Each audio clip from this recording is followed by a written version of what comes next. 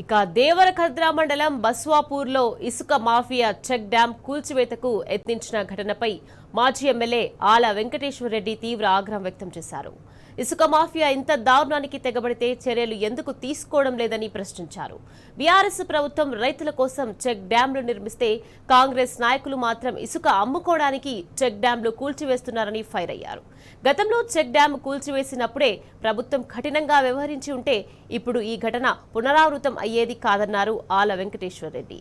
ఇసుక మాఫియాను అరికట్టడంతో పాటు చెక్ డ్యాంలను రక్షించకపోతే చూస్తూ ఊరుకోమని హెచ్చరించారు. అర్ధరాత్రి చెక్ డ్యాంను కూల్చివేస్తున్న ఇసుక మాఫియాను ధైర్యంగా ఎదిరించి అడ్డుకున్న రైతు మొగలయ్యను అభినందించారు ఆల వెంకటేశ్వరరెడ్డి.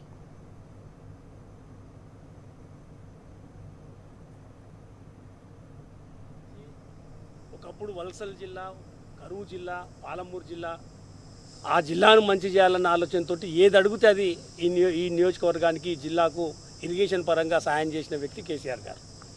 కేసీఆర్ గారు గంత గొప్పగా చెక్ డ్యాములు కట్టి ఇవాళకి ఈ చుట్టుపక్కల రైతాంగం మొత్తం అరే కేసీఆర్ ఉన్నందుకే ఈ చెక్ డ్యామ్ వచ్చింది. ఇవాళ ఏప్రిల్ 30వ తారీఖున ఇవాళకి చెక్ డ్యామ్ నిండా నీళ్ళు ఉన్నాయి. కానీ ఇవాళ కాంగ్రెస్ ప్రభుత్వం వచ్చి 2.5 ఏళ్ళు అయింది. చెక్ డ్యాములు ప్రజలు, రైతులు ఈ కోణం కాదు వాళ్ళ ఆలోచన చేస్తున్నది. ఎంత ఘోరాతి ఘోరమైన విషయం అంటే 2021లో కట్టిన చెక్ డ్యామ్ ఇప్పటికీ 5 సంవత్సరాలుగా ఎంత వరదొచ్చినా తట్టుకొని నిలబడ్డ ఈ చెక్ డ్యామ్. ఈ చెక్ డ్యామ్ కింద దాదాపు అటుపక్క రాకొండ గ్రామ ప్రజలు కానీ, మా బస్వాపూర్, పెద్దరాజమూరు, చిన్నరాజమూరు ప్రజలు, రైతులు కానీ దాదాపు 1000 కుటుంబాలు బతుకుతున్నాయి. 2 పంటలకు నీళ్ళు వస్తున్నాయి. అటువంటి చెక్ డ్యామ్ని ఇసుక మాఫియా వచ్చి కూలగొట్టడం అనేది ఎంత దేశద్రోహం కిందకు వస్తుంది. ఇది ఇది ఇది ప్రజల ఆస్తి, అది ఎవనయ్యా ఆస్తి కాదు. ఇది ప్రజల ఆస్తి.